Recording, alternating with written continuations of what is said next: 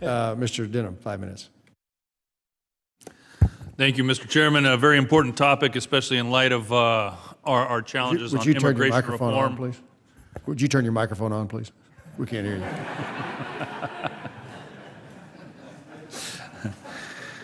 As we've discussed many times in this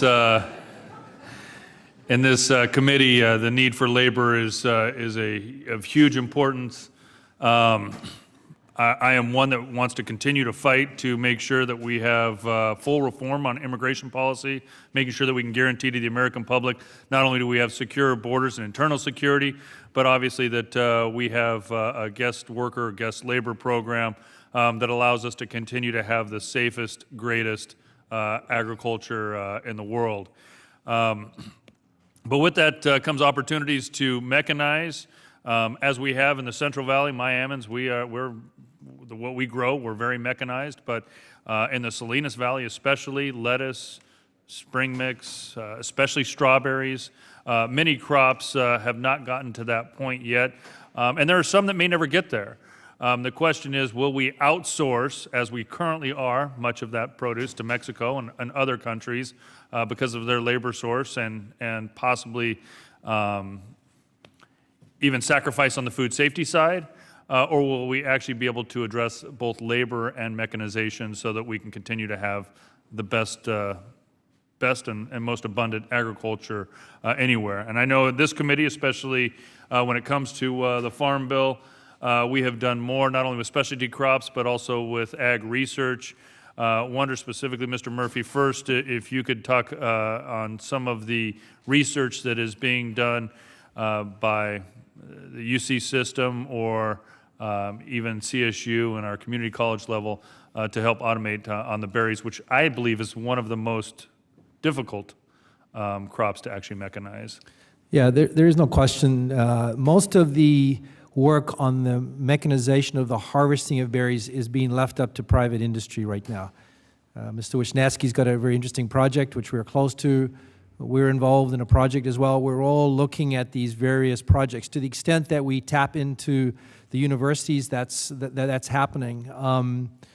What we do see outside of mechanization is a lot of input and work with universities, especially around pesticide use. We're seeing quite a lot of work. The funding that came out of the Farm Bill and the last thing around food safety, I think was a really good example of how this should work, where industry, particularly in the Central Valley, came up with their own approach to food safety, and through some of the money through the Farm Bill and some of the thoughts that came out of that Farm Bill, we've been able to really kick it up a gear after that spinach food safety issue. So that's another area. Most of the university stuff and research is done, I think, on stuff not related to automation.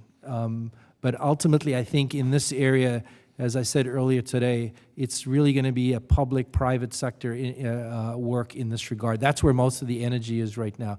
And as I said earlier, with Google and others getting involved, that's where that energy is. Thank you. And Mr. Wenger, glad to have you here once again. Incidentally, Mr. Wenger is a constituent of mine. So not only am I a member of the Farm Bureau, but proud to have you here as a constituent. If you could answer the same question, especially when it concerns both the industry as well as your member companies that are either expanding to other countries, either due to mechanization unavailable to certain commodities or by just the lack of labor. And maybe you can also touch on the H-2A program. And I know that there are a number of your members that have really, really tried to make that work, even still seeing a huge shortage. Yeah, time is short, so we won't be able to spend much time on it. H-2A is certainly for a lot of those folks that have a longer term and a set number when they need to know their workers, set number of workers for a set time. H-2A works for them. It's very difficult to get through the H-2A program, though. We need to make it less cumbersome. But we still need a portability system that allows workers to go from field to field, crop to crop. I might just add real quickly, as we talk about all these issues and we talk about regulations and we talk about innovation in California, in our highly regulated area, especially when you think about the cap and trade that's now going on in Sacramento, we talk about facilities limits on the amount of emissions that you can have. for our processing plants and others is even bigger than what we want to talk about. When we think about innovation for mechanization and the striving for a Tier 4 final engine, but we have the uniqueness of so many different types of engines that we don't have companies making the engines for them to drive the machines for the mechanization.